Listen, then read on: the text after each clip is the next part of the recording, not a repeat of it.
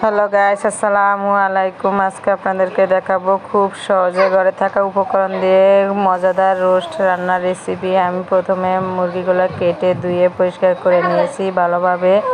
তারপরে আমি একটা বড় ভান্ডাতে ঢেলে নিয়েছি আর কি মাখার জন্য ভালোভাবে।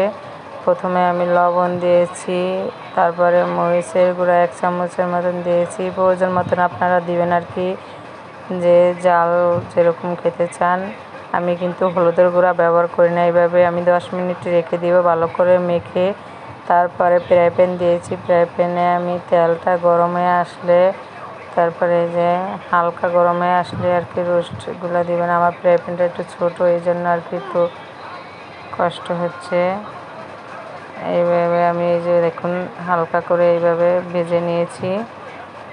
ভাজা হয়ে এক দিক দিয়ে ভাজে আর এক দিক দিয়ে আমি আর কি মশলাটা রেডি করতেছি।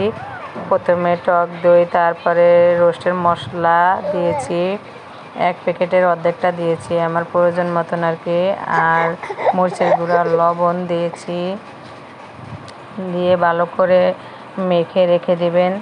তারপরে আমি যে রোস্ট ভাজার তেলটা দিয়েছি, দেওয়ার পরে আমি পেঁয়াজ, রসুন, আদা বাটা দিয়েছি, দিয়ে ভালো করে ভাজা ভাজা করে নিব। আপনারা কে কে পেঁয়াজ রসুন দিয়ে রোস্ট রান্না করেন জানাবেন কমেন্টে। আমি এইভাবে রান্না করি, আপনারা এইভাবে একবার হলো রান্না করবেন। তারপরে 2টা কাঁচামরিচ আর তেজপাতা, লবঙ্গ, দারচিনি দিয়ে দিচ্ছি, দিয়ে ভালো করে মশলাটা কষিয়ে তারপরে যে আমি যেই মিশ্রণটা মেখে রেখেছি তাই সবগুলো ঢেলে দিয়েছি। দেওয়ার পরে এগুলো ভালো করে কষিয়ে উপরে তেল উঠে আসার মতন কষাতে হবে। যে দেখুন আমার কষানো হয়ে গেছে কিন্তু প্রায়। তারপরে আমি রোস্টগুলো এই যে ঢেলে দিব সবগুলো।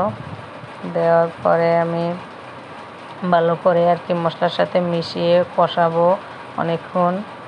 আপনারা এইভাবে একবার হলো রান্না করে দেখবেন, খুবই মজা লাগে, বেশি কিছু লাগে না। আমরা ঘরে সবসময় কিন্তু এরকম মশলাগুলো থাকেই। যে দেখুন এখন আমি জলের পানিটা দিয়ে দিচ্ছি প্রয়োজন মতন আর কি, রোস্টটা যে ভালোভাবে সিদ্ধ হয়ে। তারপরে আর কি আমি এই যে কটা কিশমিশ দিয়ে দিচ্ছি উপর দিয়ে।